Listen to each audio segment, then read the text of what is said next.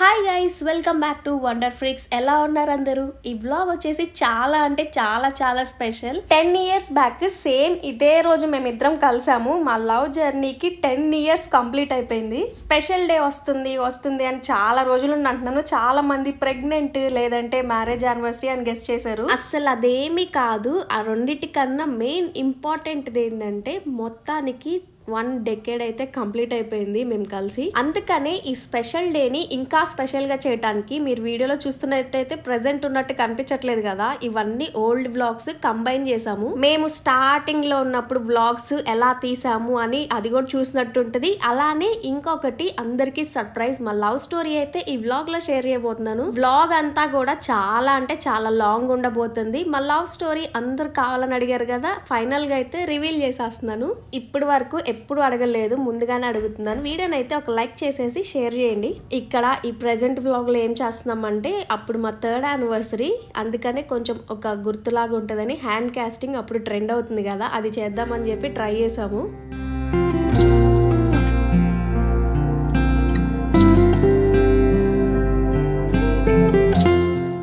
ఇంకా మా లవ్ స్టోరీలోకి వచ్చేస్తే మేము 10 years బ్యాక్ సేమ్ ఇదే రోజు మీట్ అయ్యాము 2014లో.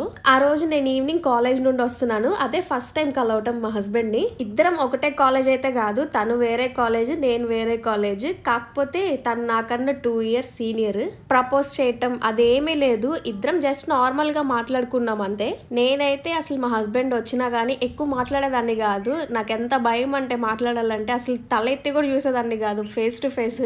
ఇంకా అలా నంబర్స్ ఎక్స్చేంజ్ చేసుకోవటం, తర్వాత చాటింగ్ చేసుకోవటం, అలా కొంచెం బాండ్ క్రియేట్ అయింది. కానీ ఇక్కడ ట్విస్ట్ ఏంటంటే మేము కలిసిన కొన్నాళ్ళకి మా ఇంట్లో అయితే మా లవ్ గురించి తెలిసిపోయింది. అమ్మాయి సైడ్ తెలిసిపోయింది అంటే ఇంకా కామన్ గేమ్ ఉంటది, బయటకైతే పంపించరు, ఎవరొకరు తోడిచ్చి పంపిస్తారు. ఇంకా ఒక్కదాన్ని అయితే ఎక్కడికి వెళ్ళటానికి లేదు. ఇంకా వర్స్ట్ సిచ్యువేషన్ ఏమైందంటే కరెక్ట్ గా ఏ రోజు తెలిసిందంటే నాకు నెక్స్ట్ డేనే సెమ్ ఎగ్జామ్ ఉంది. అంటే డే బై డే ఉంటాయి కదా ఎగ్జామ్స్, నెక్స్ట్ డేనే సెమ్ ఎగ్జామ్. ఇంకా అస్సలు వెళ్ళటానికి లేదు. ఎగ్జామ్ పోతే పోయింది, మేమైతే అసలు పంపించము కాలేజీకి కూడా అని మా ఇంట్లో పెద్ద గొడవే అయింది. ఇంకా నేను ఎలాగో ఏడ్చి బతిమలాడుకొని ఇంకా కాలేజ్కి వెళ్ళి ఎగ్జామ్ రాసొచ్చాను. 2nd year కంప్లీట్ అయిపోయింది అప్పటికి. నాకు ఇంకా 2 years ఉంది. ఎలాగోలా ఇంట్లో మేనేజ్ చేయాలి అని చెప్పి ఇంకా అసలు అబ్బాయితో టచ్లో లేను, మాట్లాడట్లేదు అని చెప్పి మా ఇంట్లో వాళ్ళకి చెప్పాను. ఇవన్నీ పక్కన పెడితే ఇంట్లో తెలిసిన రోజు అసలు ఎంత టెన్షన్ వచ్చిందంటే నాకు కన్ఫామ్గా అందరూ కొడతారు నన్ను అని చెప్పి ఫుల్గా భయపడ్డాను. కానీ ఆ టైంలో మా హస్బెండ్ ఒకటే మాట చెప్పాడు, 2 years ఉంది ఇంకా, నువ్వు మాత్రం స్టడీస్ని మధ్యలో ఆపటానికి లేదు, నువ్వేం చేస్తావో నాకు తెలియదు, నీ స్టడీస్ అయితే కంప్లీట్ అవ్వాలి అని చెప్పి ఫుల్గా వార్నింగ్ ఇచ్చాడు. తర్వాత మధ్యలో కొంచెం గ్యాప్ పడింది, మాట్లాడుకోవడం ఆపేసాము. ఇంకా మా హస్బెండ్కి సడన్గా జాబ్ వచ్చింది. ఇంకా ఇక్కడ నుండి అస్సలైంది స్టార్ట్ అయింది. లాంగ్ డిస్టెన్స్ రిలేషన్ అంటారు కదా, అలా అయిపోయింది మా ఇద్దరికి. ఎందుకంటే తను ఆల్రెడీ జాబ్ చేస్తున్నాడు గుంటూరులో, కానీ తను వెళ్ళాల్సింది పంజాబ్కి. చాలా అంటే చాలా దూరం కదా, గుంటూరు అన్న అయితే మధ్యలో వస్తూ ఉండేవాడు. ఇంకా మేమేమనుకున్నాము అంటే తను జాబ్ చేస్తున్నాడు కదా ఎలాగో, ఈ లోపు నేను కూడా నా 2 years స్టడీస్ కంప్లీట్ చేయొచ్చు, బీటెక్ కంప్లీట్ అయిపోతుంది ఎలాగో, ఇంకా తర్వాత నాకు కూడా ఏదో ఒక జాబ్ వస్తుంది కదా, ఇద్దరం సెట్ అవ్వచ్చు అని చెప్పి అలా ప్లాన్ వేసుకున్నాము. ఇంకా మా హస్బెండ్ ఎంత దూరం అయినా కానీ మంచిది, మన లైఫ్ సెట్ అవుతుంది ఫ్యూచర్లో అని చెప్పి ఇంకా తను పంజాబ్కి వెళ్ళిపోయాడు.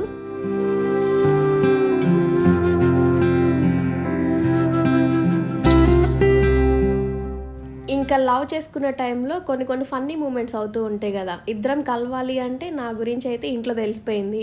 ఇంకా మా ఇంట్లో ఫుల్ స్ట్రిక్ట్ రూల్స్. కలవాలి అంటే ఇంకా మార్నింగ్ కాలేజ్కి వెళ్ళే టైము, లేదంటే కాలేజ్ నుండి వచ్చే టైంలో కలవాలి. నేనేం చేసేదాన్ని అంటే ఈవినింగ్ ఎలాగో మా హస్బెండ్ రావడం తెలుసు నాకు, ఇంకా మార్నింగ్ టైంలో కాలేజ్కి వెళ్ళేటప్పుడు బండి మీద డ్రాప్ చేయాలని అడిగేదాన్ని. తనేంటంటే గుంటూరులో జాబ్ చేసేవాడు, ఎప్పుడో వీకెండ్స్కి అలా వస్తూ ఉండేవాడు. ఇంకా అప్పుడు వచ్చినప్పుడు రెస్ట్ దొరికిద్ది కదా, నేనేమో పొద్దున్నే లేపుతాను, నేనేమో 7 కల్లా కాలేజ్కి స్టార్ట్ అవ్వాలి, తన నిద్ర డిస్టర్బ్ అవుతుంది అని చెప్పి ఎన్ని ప్లాన్స్ వేసేవాడు రాకుండా ఉండటానికని. ఎలా అయినా నేను ఆగిపోవాలి అని చెప్పి బస్సులోనే వెళ్ళాలి అని. పెట్రోల్కి నువ్వే మనీ తీసుకోండి, నా దగ్గర లేవు అంటాడు. నా దగ్గర ఎక్కువ మనీ ఉండవేమో అనుకొని, మన దగ్గర పాకెట్ మనీ రెడీగా ఉంటాయి కదా, నా దగ్గర ఉన్నాయి, వచ్చేసే పెట్రోల్ నేను కొట్టిస్తా అని చెప్పి రమ్మనేదాన్ని. మెయిన్ ఎందుకు రమ్మనేదాన్ని అంటే నాకు స్కూటీ అంటే చాలా ఇష్టము. బండి నడపటం రాకపోయినా కానీ వెనక్కి కూర్చొని వెళ్ళొచ్చు కదా, మంచిగా లాంగ్ డ్రైవ్ వేసినట్టు ఉంటుంది. అందుకే రమ్మనేదాన్ని. కాలేజ్ దాకంటే కొంచెం దూరం ఉంటుంది, స్కూటీ మీద వెళ్ళినట్టు ఉంటుంది. ఒకవేళ బండి నడపడం వచ్చి ఉంటే స్కూటీ ఇవ్వని చెప్పి అడిగి తీసుకొని వెళ్ళుండేదాన్నేమో. అప్పటికి నాకు బండి నడపడం రాదు. బేసిక్గా నాకు చిన్నప్పటి నుండి ఇల్లు, స్కూలు, లేదంటే కాలేజు, ఇల్లు, ఇదే అనమాట. బయట ప్రపంచం అసలు ఎక్కువ తెలీదు. ఇంకా కొంచెం రిలేషన్లో ఉన్నప్పుడు ఒకరి గురించి ఒకరు తెలుసుకుంటూ ఉంటాం కదా. మా హస్బెండ్కి అర్థమైంది ఏంటి అంటే నాకు ఇల్లు, స్కూలు, కాలేజు తప్ప ఇంకేమీ తెలీదు. ఇంకా చెప్పాలి అంటే చీరాల్లో పుట్టినప్పటి నుండి చీరాల్లో ఉన్నా కానీ ఇది పలానా ప్లేస్ అని అసలు అది కూడా తెలియదు నాకు. ఇంకా అన్నీ మా హస్బెండ్ దగ్గరుండి నేర్పిస్తూ ఉండేవాడు. ఎక్కువ కలవకపోయినా కానీ జాగ్రత్తలు మాత్రం ఎక్కువ చెప్తూ ఉండేవాడు. కాలేజ్కి ఒక్కదాన్నే వెళ్తున్నప్పుడు కూడా ఎప్పుడైనా కానీ అమ్మాయికి ఎవరొకళ్ళు పక్కన ఉంటే బాగుంటుంది అనిపిస్తుంది. అది ఫాదర్ అయినా కానీ బ్రదర్స్ అయినా కానీ. నా విషయంలో అయితే అలా ఎవ్వరు లేరు. ఇంకా నాకు ఏ చిన్న ప్రాబ్లం వచ్చినా కానీ మా హస్బెండ్ కలిసినప్పటి నుండి ప్రతిదీ తనతో షేర్ చేసుకునేదాన్ని. మా డాడీ ఉన్నా కానీ చిన్నప్పటి నుండి భయంతోనే పెరిగాను. మా డాడీ అంటే ఇంకా ఎలా షేర్ చేసుకుంటాను. ఇంకా మా హస్బెండ్ కలిసినప్పటి నుండి ఆ ఫ్రీడమ్ నాకు వచ్చింది. ప్రతిదీ తనతో షేర్ చేసుకోవటం. ఇంత చిన్న ప్రాబ్లం వచ్చినా కానీ తనకి చెప్పేదాన్ని. ప్రతిదీ సాల్వ్ చేసేవాడు. నాకు చాలా అంటే చాలా మోటివేషన్ ఇస్తూ ఉండేవాడు. ఎగ్జామ్స్లో మాత్రం నేను అసలు ఫెయిల్ అవ్వటానికే లేదు. మా హస్బెండ్ నాకు ఒక రూల్ పెట్టాడు. ఏంటంటే ఫైనల్ ఇయర్ అయిపోయేసరికి మామూలుగా బ్యాక్లాగ్స్ ఉంటాయి కదా, ఫైనల్ ఇయర్ అయిపోయాక కూడా ఒక ఇయర్ ఎక్స్ట్రా పడిద్ది కదా, అవేమీ ఉండకూడదు. నువ్వేం చేస్తావు నాకు తెలియదు. నువ్వు మాత్రం ఫైనల్ ఇయర్ అయిపోయేసరికి బ్యాక్లాగ్స్ ఏమీ లేకుండా కంప్లీట్ చేయాలి అని. చేతిలో అయితే ఒక డిగ్రీ అయితే ఉండాలి నీకు. నువ్వు జాబ్ చేసినా చేయకపోయినా నీకైతే ఎడ్యుకేషన్ క్వాలిఫికేషన్ అయితే ఒకటి ఉండాలి అని చెప్పి రూల్ పెట్టేసరికి నేను మాత్రము ఎలా అయినా కానీ ఫైనల్ ఇయర్ అయిపోయేసరికి ఏం బ్యాక్లాగ్స్ లేకుండా కంప్లీట్ చేసుకున్నాను. నాకు మెయిన్ టెన్షన్ ఎక్కడ స్టార్ట్ అయింది అంటే థర్డ్ ఇయర్లో 2 బ్యాక్లాగ్స్ ఉన్నాయి. మెయిన్ ప్రాబ్లం ఎక్కడ వస్తుంది, ఫైనల్ ఇయర్లో అసలు ఏ బ్యాక్లాగ్ లేకుండా ఉండాలి కదా. నేను మాత్రము ఫైనల్ ఇయర్ అయిపోయాక ఫుల్ టెన్షన్లో ఉన్న. రిజల్ట్స్ ఎప్పుడు వస్తాయా, ఫైనల్ ఇయర్ రిజల్ట్స్ మెయిన్ నాకు తెలియాలి అని చెప్పి ఫస్ట్ నాకు వచ్చింది ఫైనల్ ఇయర్ రిజల్ట్సే. ఒక్క బ్యాక్లాగ్ కూడా లేదు, మొత్తం క్లియర్ అయిపోయినాయి. ఇంకా థర్డ్ ఇయర్లో 2 బ్యాక్లాగ్స్ ఉన్నాయి అన్నాను కదా, అవి కూడా రిజల్ట్స్ రాలేదు. ఫస్ట్ ఫైనల్ ఇయర్ రిజల్ట్సే వచ్చినాయి. థర్డ్ ఇయర్ రిజల్ట్స్ కూడా తర్వాత కొన్ని రోజులకి రిలీజ్ అయ్యేసరికి అసలు ఎంత షాక్లో ఉన్నా అంటే అవి కూడా క్లియర్ అయిపోయినాయి. ఫుల్ హ్యాపీ ఆ రోజు. ఫస్ట్ మా నాన్నమ్మకి చెప్పాక వెంటనే మా హస్బెండ్కి కాల్ చేసి చెప్పాను. అందరికన్నా ఎక్కువ మా హస్బెండ్ ఫుల్ హ్యాపీలో ఉన్నాడు, ఏ బ్యాక్లాగ్ లేకుండా కంప్లీట్ చేసింది అని. ఇంకా మా ఇంట్లో ఏం ప్లాన్ ఉందంటే నేను ఎంఎస్ చేయాలి అని చెప్పి యూఎస్ వెళ్ళి. నాకు మాత్రం ఒక 50% ఉంది ఇంట్రెస్ట్. ఎందుకంటే ఎప్పుడు ఊరు వదిలి వెళ్ళలేదు, చీరాలే వదిలి వెళ్ళలేదు.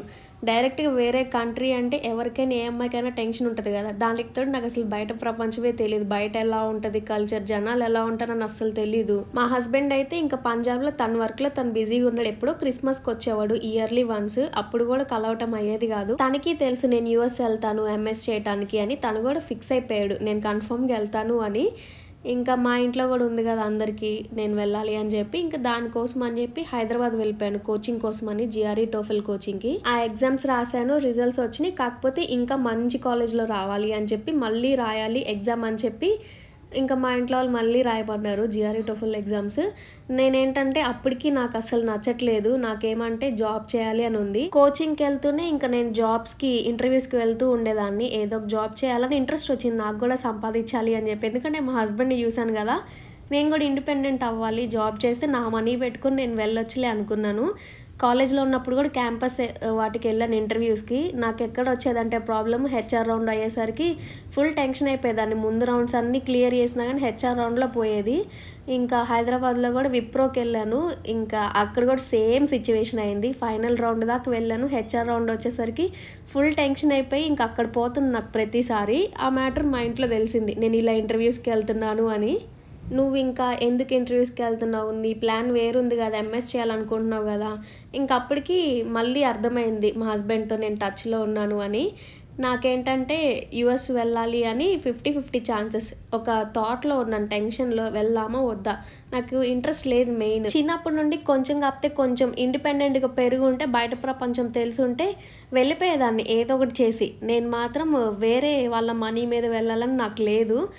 మా డాడీ ఎంత పెట్టినా కానీ నేను యూఎస్ వెళ్ళి ఒకళ్ళ మీద డిపెండ్ అయి ఉండాలి, నాకు అది నచ్చట్లేదు. ఇంకొకటి ఏంటంటే ఎంత లేదన్నా కానీ నేను యూఎస్ వెళ్ళినా కానీ తిరిగి వచ్చి మళ్ళీ నేను మా హస్బెండ్నే పెళ్లి చేసుకుంటానని తెలుసు. ఇంట్లో వాళ్ళని చీట్ చేసి వాళ్ళని నమ్మించి నా సెల్ఫిష్నెస్ కోసం నా స్టడీస్ కంప్లీట్ చేసి జాబ్ తెచ్చుకొని మళ్ళీ మా హస్బెండ్ని పెళ్లి చేసుకోవటం అంటే నాకు అసలు నచ్చలేదు. వాళ్ళని ఎందుకు మోసం చేయాలి నేను, అదేదో ఇక్కడితోనే ఎండ్ అయిపోతే బాగుంటుంది అని చెప్పి ఫైనల్గా అయితే మా ఇంట్లో వాళ్ళకి చెప్పేశాను. నేను ఇలా డెసిషన్ తీసుకోవడానికి కూడా రీజన్ ఉంది నా దగ్గర. ఎందుకంటే చిన్నప్పటి నుండి నా లైఫ్ అయితే ఏం పర్ఫెక్ట్గా లేదు. నేను ఇలా లవ్ మ్యారేజ్ చేసుకోవడానికి కూడా మెయిన్ అదే రీజన్, నా చైల్డ్హుడ్ అంతా. సో అది మా ఇంట్లో వాళ్ళకి తెలియదు కదా నా ప్రాబ్లం ఏంటి అని చెప్పి. కనీసం ఒక్క మాట అయినా చెప్పుంటే అబ్బాయితో మాట్లాడతాం మేము, ఎంత క్యాస్ట్ వేరైనా కానీ కొంచెం మనిషి ఎలాంటి వాడు అని చెప్పి తెలుసుకొని ఉంటే బాగుండేది. ఇప్పుడు లవ్ మ్యారేజ్ చేసుకుంటున్నారు, అరేంజ్ మ్యారేజ్ చేసుకుంటున్నారు, రెండిట్లో ఉండే ప్రాబ్లమ్స్ ఉంటానే ఉన్నాయి. ఎవరొకరు రిలేషన్లో ఏదో ప్రాబ్లమ్స్ వస్తాయి. కానీ ఇప్పుడు ఇండివిజువల్స్ మీదే కదా డిపెండ్ అయి ఉండేది, వాళ్ళ రిలేషన్ వాళ్ళు ఎలా నిలబెట్టుకుంటున్నారని. మా ఇంట్లో వాళ్ళు అయితే దాని గురించి ఏమీ అడగలేదు, అసలు ఇంత కూడా వాళ్ళు స్టెప్ తీసుకోలేదు. పోన్లే లవ్ చేసింది కదా, చిన్నప్పటి నుండి తన ప్రాబ్లమ్స్ చాలానే ఫేస్ చేసింది, అట్లీస్ట్ తను ఇష్టపడింది, ఇదైనా మనం చేద్దామని చెప్పి వాళ్ళు ఎప్పుడు అనుకోలేదు. మా హస్బెండ్ మాత్రం ఎంత ఆపాడంటే నన్ను, నువ్వు మాత్రం ఇంట్లో వాళ్ళని ఒప్పియాల్సిందే అని చెప్పి చాలానే ట్రై చేశాడు. అసలు పెళ్ళి ఇప్పుడల్లా వద్దు, మనకి ఇప్పుడల్లా వద్దు, 30 years వచ్చినప్పుడు అలా చేసుకుందాం అని చెప్పి చాలానే ట్రై చేశాడు మా హస్బెండ్. నేను కూడా ఇంట్లో అందరికీ చెప్పాను మా హస్బెండ్ గురించి, మా హస్బెండ్నే పెళ్లి చేసుకుంటా అని చెప్పి. వాళ్ళైతే అసలు ఒప్పుకోలేదు. ఇంకా ఎంత స్టేజ్కి వచ్చింది అంటే ఇంట్లో మ్యాచెస్ చూడటం కూడా స్టార్ట్ చేశారు. ఇప్పుడు అమ్మాయికి ఎంతవరకు ఆపగలుగుతాం. నేనైతే చాలానే ట్రై చేశాను. అప్పటికి నా స్టడీస్ కంప్లీట్ చేసుకున్నాను, దాని తర్వాత 1 year ఆగాను. నేను కూడా ఏదో ఒక జాబ్ చేయాలని చెప్పి ట్రై చేశాను. కోచింగ్కి వెళ్ళాను. కోచింగ్కి వెళ్ళినప్పుడు కూడా పెద్ద డిస్టర్బెన్స్ అయింది. ఎక్కడంటే ఇంట్లో పెద్దవాళ్ళని ఇన్వాల్వ్ చేసేసరికి అక్కడ వచ్చింది ప్రాబ్లము. మేము ఇంట్లో చెప్పకుండా ఉండాల్సింది, మేనేజ్ చేసుకొని ఉండాల్సింది. ఇంట్లో చెప్పకుండా జాబ్ వచ్చేంతవరకు నాకు మా హస్బెండ్ ఎలాగో సెట్ అయిపోయాడు పంజాబ్లో. మెయిన్ ప్రాబ్లం నా సైడ్ నుండి రాలేదు, మా ఇంట్లో వాళ్ళని నేను ఆపుతున్నాను, వాళ్ళని కూడా ఎలాగో మేనేజ్ చేసుకుంటున్నాను. ఇక్కడ ఎక్కడ వచ్చిందంటే డిస్టర్బెన్సెస్ మా హస్బెండ్ సైడ్ వాళ్ళకి చెప్పి వాళ్ళు ఏదో పెద్ద వచ్చి చేస్తామని చెప్పి అన్నారు. దీని గురించి అంతా నేను స్టోరీ తర్వాత చెప్తాను, అసలు మా మ్యారేజ్ దేనివల్ల అవ్వాల్సి వచ్చింది, ఎందుకు అయ్యింది అని చెప్పి అంత త్వరగా. కానీ చాలానే ట్రై చేశాము. అసలు మా హస్బెండ్ నాకన్నా ఎక్కువ మా హస్బెండ్ అస్సలు వద్దు, ఇంత త్వరగా వద్దు అని చెప్పి తను చాలానే ట్రై చేశాడు నన్ను ఆపటానికి. నేనైతే ఇంకా మా ఇంట్లో తెలిసిపోయింది కదా నేను ఎంతవరకు అని కంట్రోల్ చేయగలుగుతాను, ఇంట్లో వాళ్ళని ఎంతవరకు అని దాచిపెట్టగలుగుతాను. అందుకే అంత త్వరగా అయిపోయింది మ్యారేజ్ మాకు 2017లో. లేదంటే లాస్ట్ ఇయరో దానికి ముందు ఇయర్ అయి ఉండేదేమో. మా హస్బెండ్కి ఏంటంటే ఇంట్లో ఇద్దరు సైడ్స్ ఒప్పుకుంటే చాలా బాగుంటుంది, లైఫ్ బాగుంటుంది అనుకున్నాడు. చాలా వరకు ట్రై చేసాము, అవ్వట్లేదు. నేనైతే అసలు ఎంత ట్రై చేసి ఉంటాను ఇంట్లో వాళ్ళు ఒప్పుకుంటారేమో అని చెప్పి, అసలు అయ్యేలాగా లేదు. మా హస్బెండ్ అయితే ఈ విషయంలో చాలా అప్సెట్ అయ్యాడు. నేను అనవసరంగా వచ్చి అనుకుంటా ఉంటాడు మధ్య మధ్యలో, ఇంకొంచెం ఆగి ఉండాల్సింది నువ్వు, ఒప్పుకుని ఉండేవాళ్ళు ఇంట్లో అని చెప్పి. కానీ మనం ఎంత ఆగాలన్నా ఫేట్ ఎలా ఉంటే అలా అవుతుంది కదా, తలరాత రాసిపెట్టి ఉంది అలా అవ్వాలని చెప్పి ఇంకా అలా అయిపోయింది. అందరు ఎక్స్పెక్ట్ చేసి ఉంటారు లవ్ స్టోరీ అంటే చాలా బాగుంటుంది అని చెప్పి. మా లవ్ స్టోరీ కూడా అసలు చాలా సింపుల్. ఎందుకంటే ఇద్దరమి కొంచెము సీనియర్గా తను జాబ్ చేయటము, నేను నా స్టడీస్లో పడిపోయి ఉండటము, ఇలా నార్మల్గా అయిపోయింది మా లవ్ స్టోరీ అయితే. కానీ చాలా అంటే చాలా నేర్చుకున్నాను నేను మా హస్బెండ్ దగ్గర నుండి. ఇంత ప్రాబ్లం వచ్చినా కానీ చాలా అంటే చాలా జాగ్రత్తగా హ్యాండిల్ చేస్తాడు, అదైతే నేను బాగా నేర్చుకున్నాను మా హస్బెండ్ దగ్గర నుండి. తన గురించి తను ఎలా సపోర్ట్ చేశాడు అదంతా నేను నెక్స్ట్ వ్లాగ్లో part 2 పెడతాను. ఇప్పటికే చాలా లాంగ్ అయిపోయింది. అలానే మా డివైస్ కూడా అంతకు సపోర్ట్ చేయట్లేదు, ఛార్జింగ్ అసలు ఉండట్లేదు. కానీ ఈరోజు చాలా స్పెషల్ డే మాకు. వీడియో ఈరోజు పెడతాను అనుకోలేదు లవ్ స్టోరీ వీడియో, ఎందుకంటే సడన్గా వచ్చింది థాట్. 10 years కంప్లీట్ అయిపోయింది కదా, లవ్ స్టోరీ ఇక్కడ షేర్ చేస్తే బాగుంటుంది స్పెషల్ డే రోజు అని. మా ఇద్దరికి చాలా అంటే చాలా హ్యాపీగా ఉంది ఇలా షేర్ చేసుకోవటం మీతో మా లవ్ స్టోరీ గురించి. అందులోనూ 10 years అయిపోయినాయి కదా ఈ రోజుతో, ఇంకా స్పెషల్ మాకు. ఇంకా part 2 ఉంది చాలానే. రేపు ఇదే టైంకి అప్లోడ్ చేస్తాం, లేదంటే రేపు ఈవినింగ్ లోపు అప్లోడ్ చేసేస్తాము. ఈ వీడియోని ఇక్కడ వరకు చూసినట్టయితే మర్చిపోకుండా లైక్ చేయండి, అలానే కమెంట్స్ చేయండి మీకు ఎలా అనిపించింది మా లవ్ స్టోరీ గురించి, ఏ పార్ట్ నచ్చింది అని చెప్పి. నెక్స్ట్ వ్లాగ్లో కలుద్దాం. మర్చిపోకుండా సబ్స్క్రైబ్ చేసి లైక్ చేసి షేర్ చేయండి మీ ఫ్యామిలీ మెంబర్స్కి. నెక్స్ట్ వ్లాగ్లో కలుద్దాం. బాయ్.